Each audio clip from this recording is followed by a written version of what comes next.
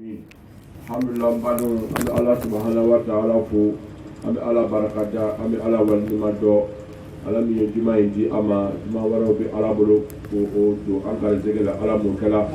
ala be ka furu suriya ama ni juma min o ye ka juma yin ke ama jurumu ya fa daraja ya rabbi ala bal salamato be ala mun kala ka juma yin ke ina ani la fa an fa wana ba wana ka taraba do be ala mun kala ala ke tiba ya khoroma kama sallu ala mustafa.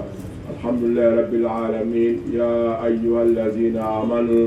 اصبروا وصبروا ورابطوا واتقوا الله لعلكم تفلحون ويقول أيضا سبحانه وتعالى إن الله مع الصابرين الذين إذا أصابتهم مصيبة قالوا إنا لله وإنا إليه راجعون ويقول أيضا سبحانه وتعالى واستعينوا بالصبر والصلاة وإنها لكبيرة إلا على الخاشعين ويقول أيضا سبحانه وتعالى فاصبر وما صبرك إلا بالله ولا تحزن عليهم ولا تك في بيت مما يمكرون إن الله مع الذين اتقوا والذين هم محسنون ويقول أيضا فصبر جميل والله المستعان ويقول أيضا سبحانه وتعالى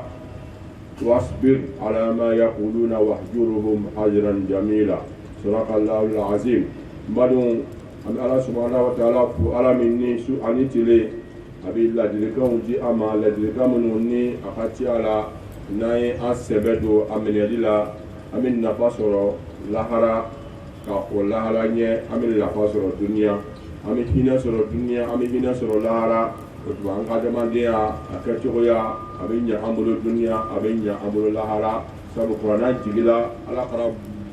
bolo kuranna jigila ka di ala karama ala ka bɔ ala yɔrɔ a ma kɛ dɔ wɛrɛ kama ko dɔrɔn yakuna lil alamina nazira bashira wa nazira o tuma ka kɛ nisɔndiya fɛn ye ka kɛ bagabagali fɛn ye walasa ka don ali fɛn cɛ fɛn min o kɛli ni o bɛ kɛ sababuya ye ka tɔɔrɔ lase an yɛrɛ ma o tuma o warada in kɔnɔ ala ye sabari di a ma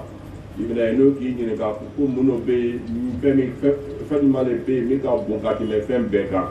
ni nana kuma la kuma min ka bon ka tɛmɛ kuma bɛɛ kan kuma min ka fɛsɛ ka tɛmɛ kuma bɛɛ kan o bɛ bɛn zikrullahi kasira o ye ka ala ko suba kuma tɛ dugukolo sanfɛ an bɛ kuma minnu fɔ jogo la bange la jama la kelenna la kuma min ni a ka di ala ye kuma minnu ni a ka fisa an yɛrɛ ma sabu ni fɛn di ala ye olu ka fisa an ma kuma minnu ni a bɛ kɛ an ma sankɔrɔtɛ ani lafiya ye sini ka tɛmɛ ala wele kan zikrullahi kasira kuma o la kuma tɛ kuma min ka bon ka tɛmɛ ala wele kan wa yɔrɔ fana la yɔrɔ tɛ yɔrɔ min fana ka bon i bɛ taa sɔrɔ ka tɛmɛ alikaba kan u bɛ na ye fana ja kow fana la ani jogow la jogo jumɛn de ka bon ka tɛmɛ jogo bɛɛ kan o tuma o bɛ bɛn sabali de ma sabu n'i ka sabali filɛ ala subahana wa taala a ye walanda caman caman di ala karama alayhi salatu wa salam ka na sabali di ala karama wa ka sabari kɛ sinsinna ye limaniya kɔnɔ fɛn min ka bon ka tɛmɛ fɛn bɛɛ kan o de ye sabari ye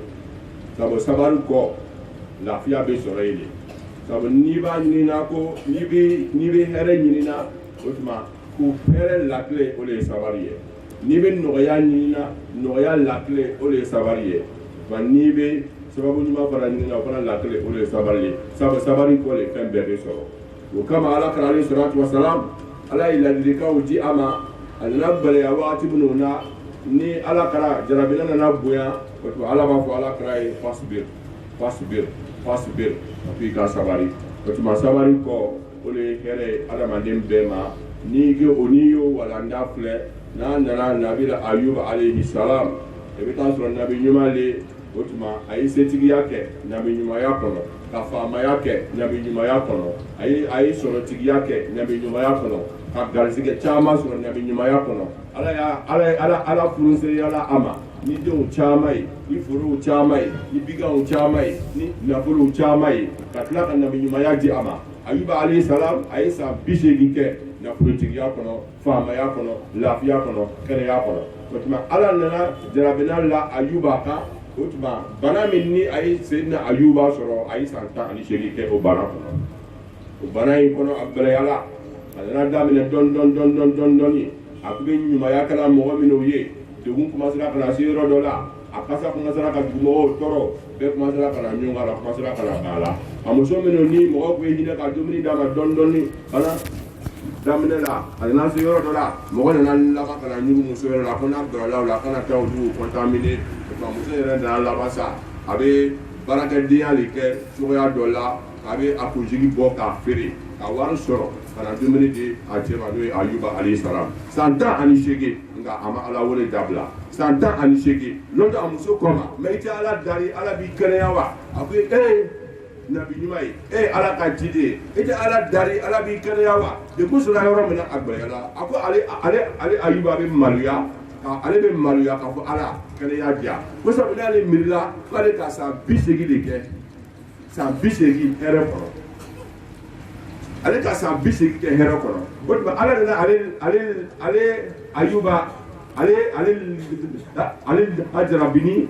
bana min ye o bana in tuma dɔ bana in ani tɔɔrɔ bɛɛ a bɛnna san 18 ma ko ale ka hɛrɛ min kɛ a si kɔnɔ Ala ka hɛrɛ min d'ale ma Ala ko ale ye san 80 kɛ o kɔnɔ ko cogo di ale tɛ se ka sabali ale ma kan ka sabali san 18 tɔɔrɔ kɔrɔ nka o tora o la ko wagati min na Ala yɛrɛ nana fonsereya a ma Ala ka kɛnɛya di a ma a fana dili ma ko Ala kana alayhi salatu wasalam wagati min na a taara Tɔyifa Ala kana a bonale nka Ala kana ma Tɔyifa kaw a ma ɲini ko Ala ka balaw jigin o kan a sabari la sabari kɔ o de bɛ yen Ayuba sabari la min kɛ o sabari in kɔfɛ Ala nana kɛnɛya d'a ma ka tila ka fɛn wɛrɛ d'a ma k'a kɔn kɛnɛya ɲɛ min kun t'a bolo sabari kama Ala kana fana taara Tɔyifa a bona a sabari la a bɛ se ka revanche ta a bɛ se ka tɔɔrɔ fana segin o ma a bɛ se ka Ala dari ka dugu danga nka a sabari la min kɛ bi n'i taara Tɔyifa a kɛra sɔrɔmaduguba ye o tuma Yusufu fa ni i bɛ taa sɔrɔ a den dɔw ye janfa siri nabila Yusufu ka alayhi salam Asiriya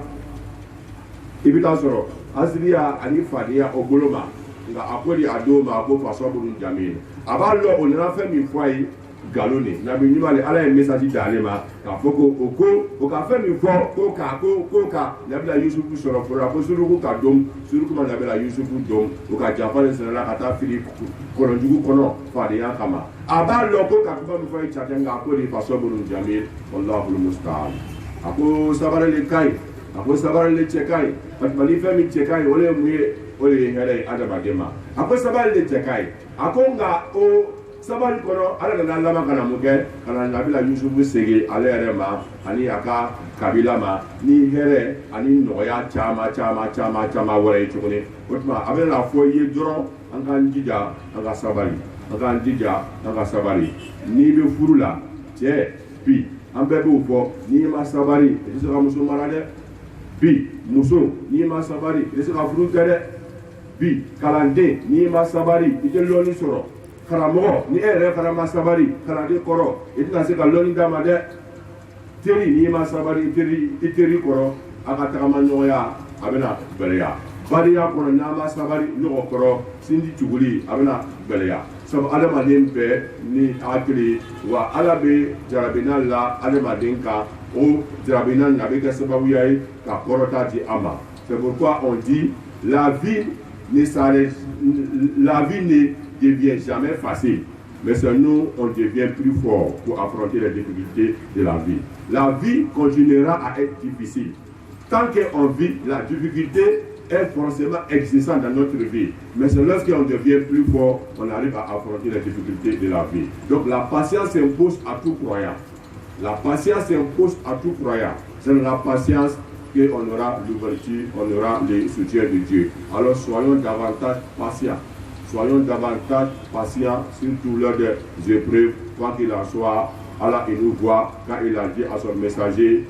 salawatullahi wa salam alayhi, dit fasbir fa innaka bi a'yunina, de la sourate Tur, aya 45. Il dit fasbir fa innaka bi a'yunina. Il dit sois patient. Moi Dieu je te vois. Allah vous voit la craie. Ako sabari, ako ne nyabila o. Fasbir fa innaka bi a'yunina. Ako Allah kala sabari. Il me situation min kono nyabala. Dafa mbe ka sirika ne ala nyaba bela ibe toro mi kono ne ala nyaba bela obi ta ala kara sabotage bi ke al isiza wasabu obi ta ala kara neli ala kara tokote kuma suru bebe fo ala kara ma awati la donc fali bala donc dabal jugule bablo koni ika ka kuma ka la me doro kebe tuwa ko puissance ko force dans le bablo tuma bɛɛ fɔlɔ ala kalama i ka faamuya kɛ ala ko ala kalama ko sabari fa ina ka bɛ a yuna ko a dɔ ko ni ala tɛ fiyɛtɔ ye dɛ ɲa b'i la fɛn min bɛ kɛla ɲaba la i bɛ ka fɛn min kun ni ala ɲaba bɛɛ la nka sabari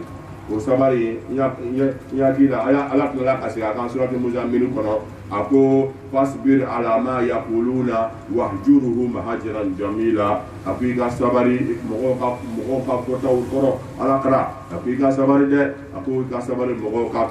daw kɔrɔ a ko wahjuruhum hajaran jamila wa i yɛrɛ fana kana fɔ k'i bɛ kɛ rancune ye i yɛrɛ fana kana fɔ k'i bɛ sabari k'i bɛ tɔɔrɔ sara tɔɔrɔ la k'i b'o ka juguman sara juguman la dɛ i ka sabari o kɔrɔ wa i ka comportement ta ka ɲɛsin o ma o sara sabari o sara tɔɔrɔ kɔntɛrɛ la n'o y'a sɔrɔ n'o ye tɔɔrɔ lase i ma i bɛna na ye o waganda in kɔnɔ Luqman alayhi salam a fana b'a fɔ a denkɛ ye a ko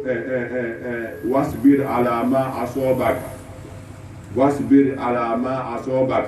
inna zalika min azmi al-umur a ko i ka sabari tɔɔrɔ la tɔɔrɔ min k'i sɔrɔ dɛ a ko o ye ko ba ye a ko i ka sabari fɛn fɛn n'a y'i sɔrɔ a ko i ka sabari a ko ka sabari tɔɔrɔ kɔrɔ a ko i ka sabari jarabina kɔnɔ fa innaka min azmi al-umur a k'o ye jogo ba ye adamadenya kɔnɔ k'o ye hakili ba ye adamadenya kɔnɔ o tuma o sabari ala ɲini ala fɛ yala bɛ ala k'o di a ma n'i kɛra ala welela ye n'i kɛra silamɛ ye ni ala kɛra alayhi salatu wasalam a tɔgɔ b'i nɛn kan n'i ye sabari fara kan sabari de bɛ adamaden ni faga ala ye i ka faamuya kɛ sabari ale bɛ adamaden ni faga ala ye sabari bɛ taa se yɔrɔ la ko adamaden yɛrɛ tɛ tɔɔrɔ yɛrɛ ye bilen i ka faamuya kɛ a bɛ taa se yɔrɔ la ni ala ye fɛn fɛn latigɛ jɔn ye o tuma i ni sɔnna o ma sabu masha allahu kɛna wa ma lam yasha lam yakun wala hawla wala quwwata illa billahi aliyyil azim se tɛ jɔn ye dabali tɛ jɔn ye ni fɛn min kɛla hali ni jɔn kɛla o sababuya ye ala le sɔnna ni fɛn min y'i sɔrɔ tɔɔrɔ la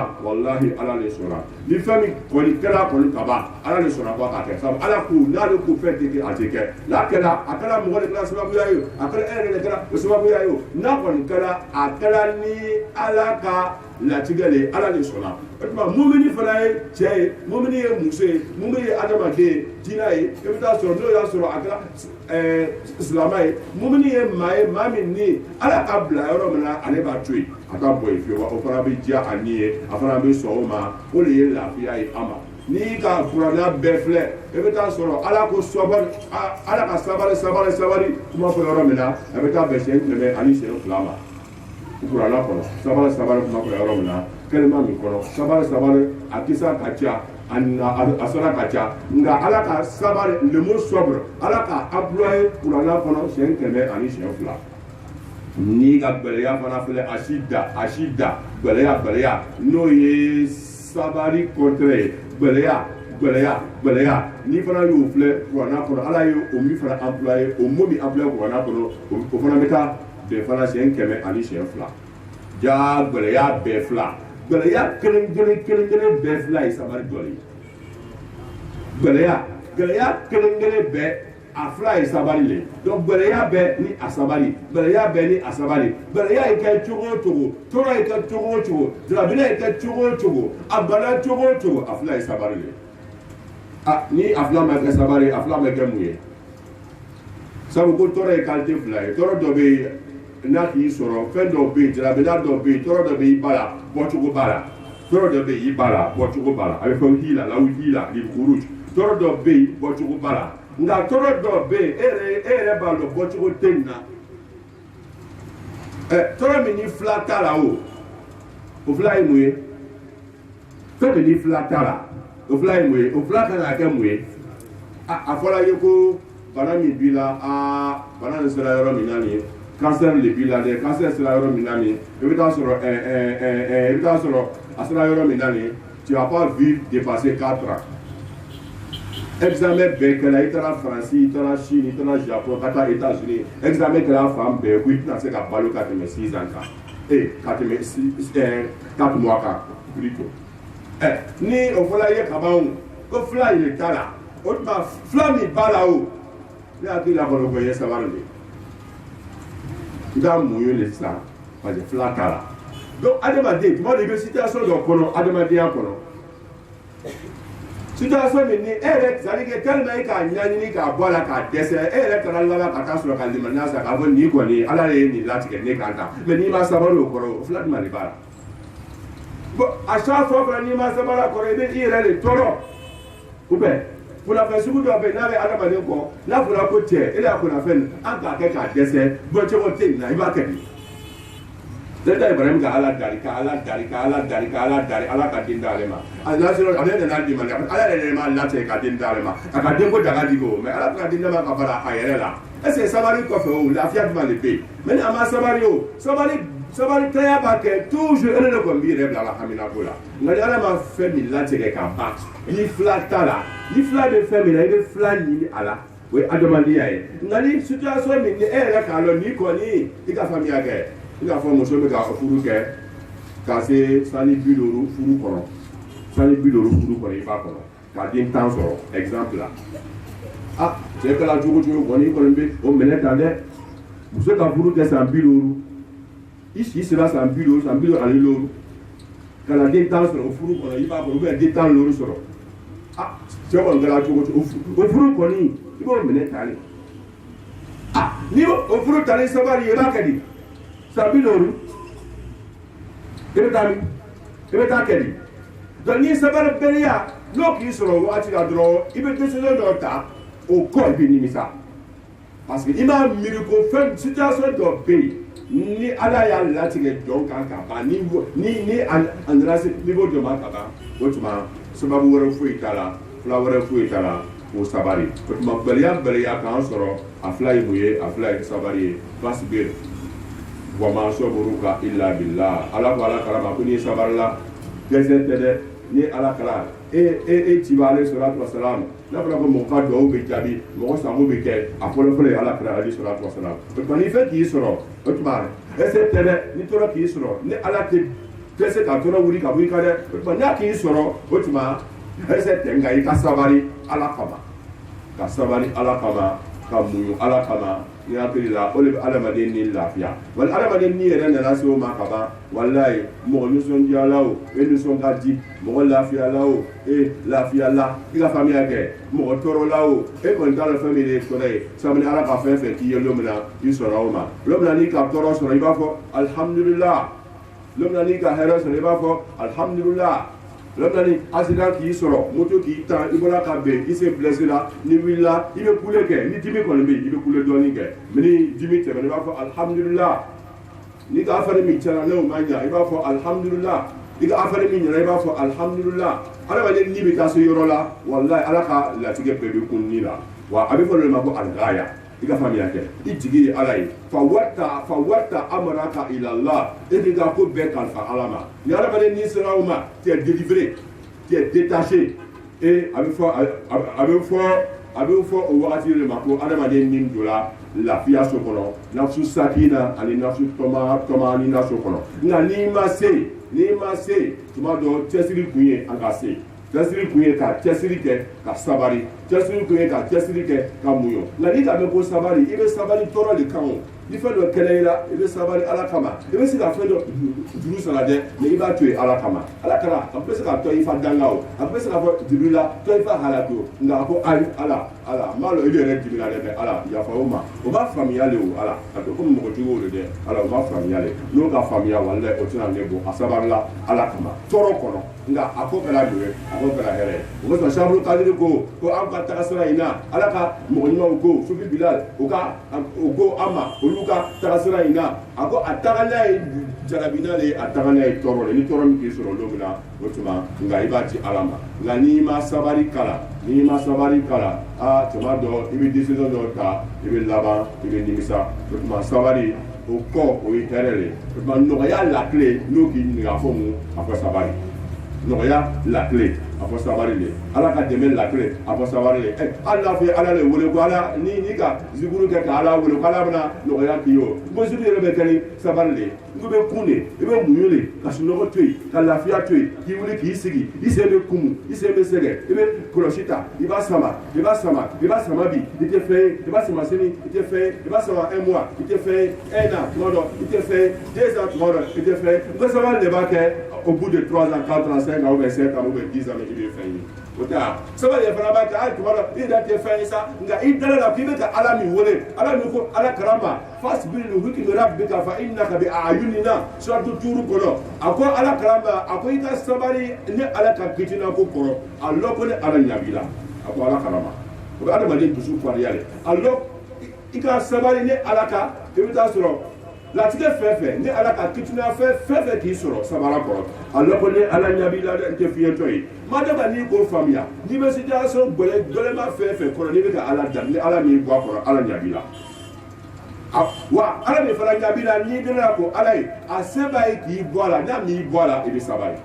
o sabara in o ye fila ye i yɛrɛ ma a bɛ i yɛrɛ ni lafiya o tuma k'o sabara in don an ni la ala m'o kɛla k'an kɛ ka yafa ala kama ala m'o kɛla k'an kɛ ka sabali ala kama ala m'o kɛla an kana sabali kɛ n'an dɛsɛra wagati min na k'an bɛ sabali an kana sabali kɛ n'an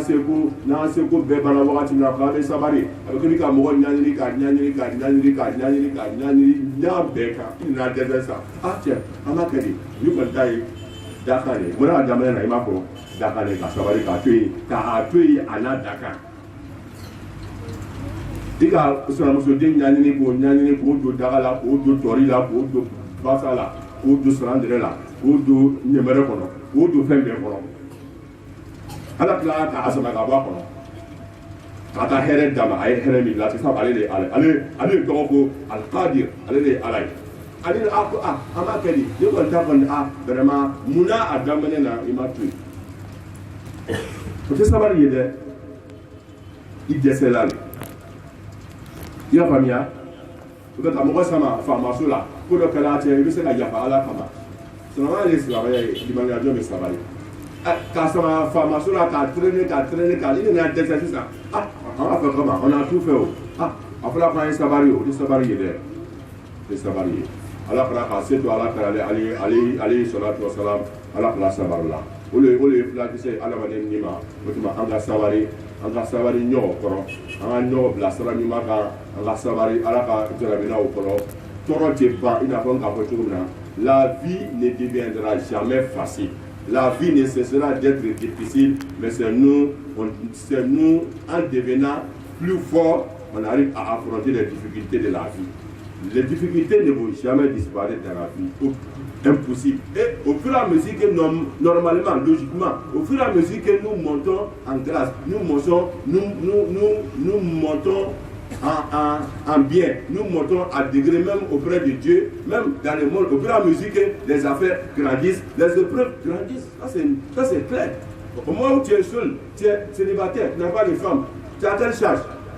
Tu ne peux pas courant, toi-même, tu es en famille. Donc, cette épreuve de payer le loyer là, c'est pas sur ta tête lorsque tu es célibataire. Donc, cette épreuve de payer le courant, ce n'est pas sur ta tête. Cette épreuve de penser comment il va donner l'argent de manger chaque jour, chaque mois, chaque semaine, ce n'est pas sur ta tête. Mais lorsque tu es marié, c'est ça le problème commence. Donc, alors que normalement, quand on est marié, on a fait un pas, on a avancé. Mais est-ce que avancer, ça veut dire que maintenant que c'est fini, qu'il n'y a plus de problème? Non. Quand on n'a pas d'enfant, on a moins de problèmes. Maintenant, on commence à avoir un enfant, on n'a pas de problème. Quand on a un enfant, on a moins de problèmes. Quand on a deux, quand on prend de l'âge, on a plus de problèmes. Parce qu'au moment où on est jeune, on est en forme. Mais lorsqu'on prend de l'âge, donc lorsqu'on monte, lorsque la vie continue, les difficultés deviennent de plus en plus grandes. Surtout lorsque nous sommes une personne de responsabilité. Donc, on ne peut pas fuir cela. Donc, vouloir les fuir psychologiquement, ça nous met dans une situation de tristesse permanente, de peine permanente.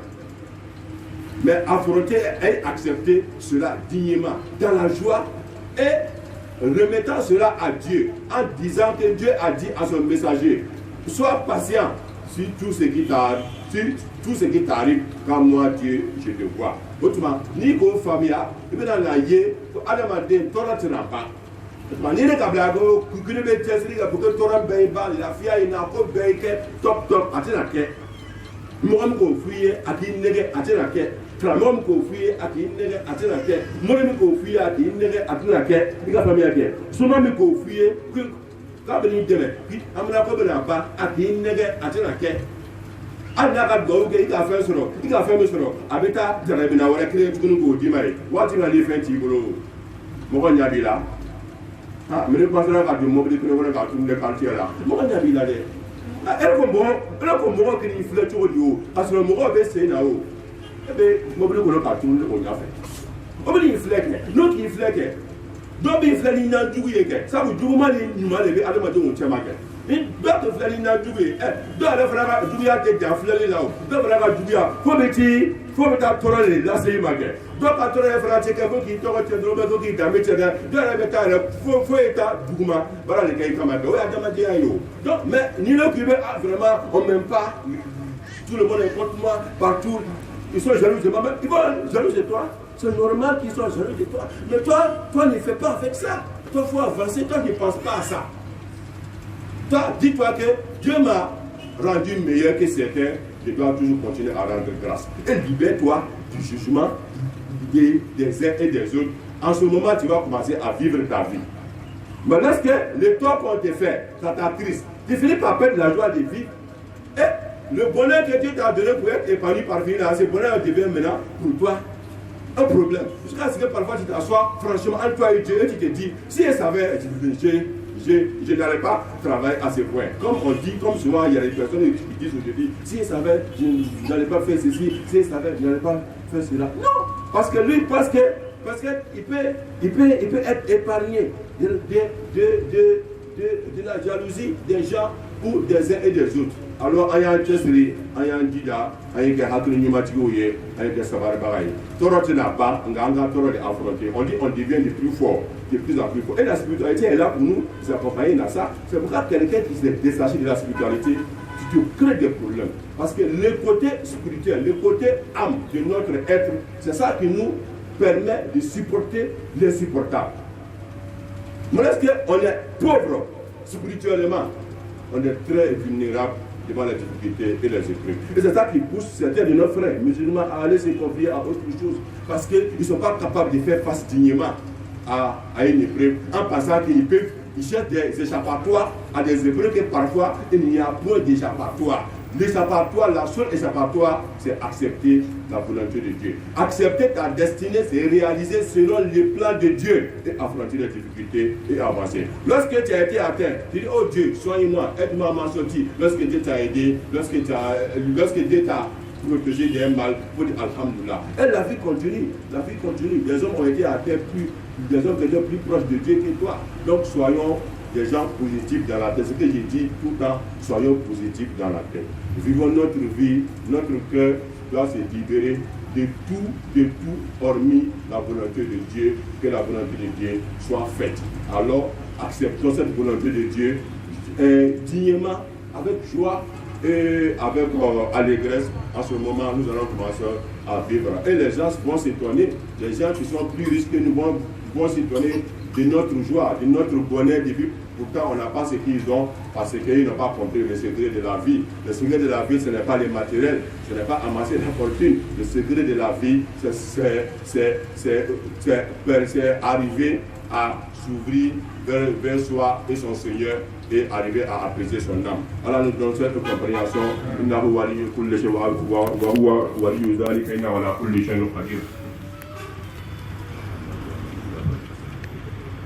لا إله إلا الله وحده لا شريك له وصلى محمد عبده ورسوله صلاة الجماعة قبل عليه الصلاة والسلام أمين سنجا ألسا لألا كراي عليه أفضل صلوات الله سلامين كأننا مايا لأخطر بياتو بكلا سراكان سلامين ني بمدان سرو أي ولنداني كلاون شامدي أما وواجي ولندان سرو لأكمنا سواريكا alisa o sabari ka di an bɛɛ lajɛlen ma ala m'o kɛra an ko adamadenya kɔnɔ bi sabali le bɛ yen kunu sabali le tun bɛ yen kuna sini sabali le ka duniya sigi sini sabali le bɛ yen duniya fila o de ye sabali ye an ko o kuranna kɔnɔ ala ka sabara kuma fɔ siɲɛ 100 ani siɲɛ 2 de la même manière a ka gwɛlɛya ni tɔɔrɔ fana kuma fɔ siɲɛ 100 ani siɲɛ 2 ala m'o kɛ gansan dɛ tɔɔrɔ bɛɛ sabari ye fila tɔɔrɔ bɛɛ fila ye sabari dɔ ye tɔɔrɔ bɛɛ fila ye sabari dɔ ye nka jangol himaniya jɔn ni ala ka tɔɔrɔ min lase i ma tɔɔrɔ min n'i bɛ se ka bɔda ɲuman sɔrɔ a la n'i banana i bɛ fila ɲini ni situation dɔ k'i sɔrɔ ni gɛlɛya ye n'i bɛ se ka bɔ a la i bɛ bɔ a la diɲɛma i ka faamuya kɛ mais tɔɔrɔ min ni i tɛna se ka bɔ a la o fila ye sabari ye n delila ka a maana fɔ an m'o fɔ ka walanda datugu ko ala kɛra tile la muso min nana ala kɛra ma kirikimasiɲɛ b'a la ala kɛra ale sɔrɔ wasalam kirikimasiɲɛ b'a la muso epilepsie ala kɛra a b'a ala kɛra duwawu kɛ n ye bana in bɛ ka n degun a bɛ ka n tɔɔrɔ limaniya don la ala kɛra duwawu kɛ n ye i ka faamuya kɛ nka kɛnɛya sɔrɔ ala kɛra ko n y'a mɛn ko sini min jaabi sabu ala mɔgɔ tɛ kuma a kun fɛ a nana sɔgɔma a ko ala kɛra a ko n bɔra yan i ko n ka na bi k'i bɛ n jaabi a ko ala kɛra n nana bisimila ala kɛra ko ale afudal salawatu la muso ma a ko n y'a yira n danba ala la ala y'a yira n na ko n'a jala ye ko ale ala k'i kɛnɛya a b'i kɛnɛya i bɛ ban tora ka taa ale kɔnɔ sabu a bɛ fɔ ale de ma ko alqadir ale de bɛ se la hawla wala quwwata illa billah nka ala y'a yira n na a ko ni sera k'a kun bana in kun ka muɲu ni tɔɔrɔ in ye ala kama ani k'a ni tɔɔrɔ in ta ko ala de ye nin latigɛ ne ka k'a ta ala kama ala ko k'a b'i garanti a diinɛ la o tuma a ko muso ye choix kɛ n delila ka kuma in fɔ mais muso a ko ala kɛra ma ni bana in kunni n'o bɛ kɛ saraka ye ne ma k'a diinɛ nɔgɔya ne ye ala kɛra duwawu kɛ ni ne ka se ka bana in to bana in a kana ban bilen o tuma o bana sugu si échappatoire bɛ nin na wa échappatoire t'a la o a fɔra de ko i n'a fɔ n k'a fɔ cogo min na ko cancer b'i la i bɛna sa dans 4 mois échappatoire t'a la o i b'i sabali de ka muɲu i faamu kɛ psychologiquement a bɛ fɔ de ma ko la psychologie psychologiquement n'i sɔnna o ko la tan o situation la tan i bɛ lafiya mais n'i ma sɔn maintenant il y a un combat entre toi et toi-même un combat permanent i bɛ ka ban fɛn dɔ la quelque chose qui fait partie de ta vie qui fera partie de ta vie quoi qu'il en soit et il y a point d'échappatoire lorsque côté dépendance psychologique tu refuses cette réalité-là, tu as un conflit permanent entre toi et toi-même et tu n'es jamais heureux. Mais vous avez une famille, vous avez une lafia. Vous avez passé au Wati Babemiri, vous avez une tour là, vous avez un babouka du Malé, flat national, mais Wati n'a pas la claque au foyer, vous avez un digi. Amata fan, vous avez là, Amata ma aware fait, à Kapou à la Kama. Tia à la claque à Kumala, pour tout le monde en sort. Tulabina dɔw b'an sɔrɔ walayi sirakali ani ko dɔ cɛ degun dɔw b'i sɔrɔ sirakali ani ko dɔ cɛ dɔw ka adinɛ don siraka bɛ bɔ ko dɔ la situation dɔ la o bolo duniya fila yan donc an kana bila an kɔnɔ k'a fɔ ko no situation dɔ kama i b'i jigi tigɛ ala la an delila k'a fɔ situation dɔ kama k'i b'i jigi tigɛ ala la situation ɲuman dɔw tɛmɛna i fɛ o ni situation juguman nana ɲa fɔ Ayuba t'a fɔ cogo min na a k'ale bɛ maloya k'a fɔ ala ye k'ala ye ale kɛnɛya ko sabu ale ka san 80 de kɛ hɛrɛ la n'ala k'ale jarabi ni bana ye san 18 k'ale bɛ maloya k'a fɔ ala tɔɔrɔ a bɛ k'an tɔɔrɔ munna wagati ale bɛ hɛrɛ la san 80 a b'a fɔ ala hɛrɛ cayara k'ale bɛ maloya k'a fɔ ala ye kɛnɛya d'ale ma o bɛɛ ye hakili ye o bɛɛ ye faamuya ye o tuma an y'an jija an y'an cɛsiri tɔɔrɔ tɛna ban nɔgɔya fana tɛ ban a bɛ ɲɔgɔn fɛ ni ala ye min nɔgɔya don min na an ye ala fo an ye ala dari an ye duwawu kɛ ni ala ka min nɔgɔya alihamudulila ne yɛrɛ fana min nɔgɔya a bɛ fɔ o de ma ko latigɛ an y'o kun ni ala ye wa an ka sabali o sabali o kɔ de ye hɛrɛ ye an ma duniya kɔnɔ o sabali o kɔ de ye hɛrɛ ye an ma lahara o sabari di an bɛɛ ma ala m'o kɛla ka yafa an bɛɛ ma ala m'o kɛla yarabi an bɛ jamana min kɔnɔ ka jamana in suma yarabi ala m'o kɛla yarabi a sumabagaw ala kana kɛ a sumana saraka ye yarabi fɛn fɛn b'a suma n'a bɛ bɛn ala wele le ma ko ala wele in don la an nɛn kan an m'o fɔ yarabi ala m'o kɛla n'a bɛ bɛn saraka le ma ka saraka yira ala m'o kɛla n'a bɛ bɛn duwawu le ma ka duwawu bɔ an nɛn kan ala m'o kɛla yarabi ka an baden silamɛw bɛɛ di ma ala m'o mun kala an kanubagaw an ka kalandenw an jɛɲɔgɔnw an kanubaga n'an dɛmɛbaga fɛn fɛn bɛ dugukolo sanfɛ o bɛ yɔrɔ yɔrɔ ala ɲɛbɔ kelen-kelenna bɛɛ la aluwase